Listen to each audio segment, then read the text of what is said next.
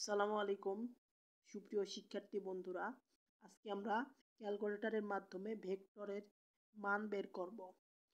শুরুতে আমাদেরকে ক্যালকুলেটরের মোডে একবার, দুইবার, তিনবার ক্লিক করতে হবে। তোমরা দেখতে পাচ্ছ 3 নম্বরে রয়েছে, তাই আমরা 3 সিলেক্ট করে দিব। এখন আমাদেরকে ভেক্টর মোডে সিলেক্ট করা হয়ে গেছে। এখন আমরা শিফট দিব, শিফট দিয়ে 5 এ ক্লিক করব। 5 এ ক্লিক করার পর ডাইমেনশনে ক্লিক করব। এখন আমরা যে ভেক্টরটা এখানে ইনপুট দিব সেই ভেক্টর আমাদেরকে এখানে দিতে হবে। যেহেতু আমরা এই ভেক্টরটা ক্যালকুলেটরে ইনপুট দিব, তাই আমরা 1 সিলেক্ট করব। এখন আমাদেরকে বলেছে ভেক্টরের মাত্রা কত।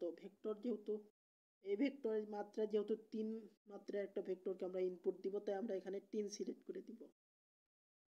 3 সিলেক্ট করে দেওয়ার পর আমাদেরকে a1 এর মান জানতে চাইছে। a1 এর মান 4, a2 এর মান 4, a3 এর মানও 4। এখন আমরা এসিতে ক্লিক করব। ক্লিক করার পর আমাদেরকে এখানে তোমরা দেখতে পাচ্ছ অ্যাবসোলিউট ভ্যালু।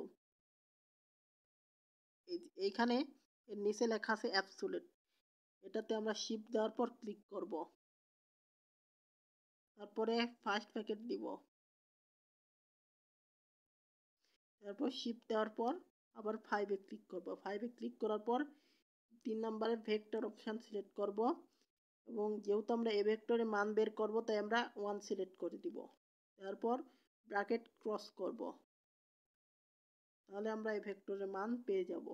আশা করি 100 ms ক্যালকুলেটর দিয়ে তোমরা ভেক্টরের মান কিভাবে বের করতে হয় সেটা বুঝতে পেরেছো। পরবর্তী ভিডিওতে আমরা 991x ক্যালকুলেটরে কিভাবে ভেক্টরের মান বের করতে হয় সেটা শিখব। ধন্যবাদ সবাইকে। আসসালামু আলাইকুম।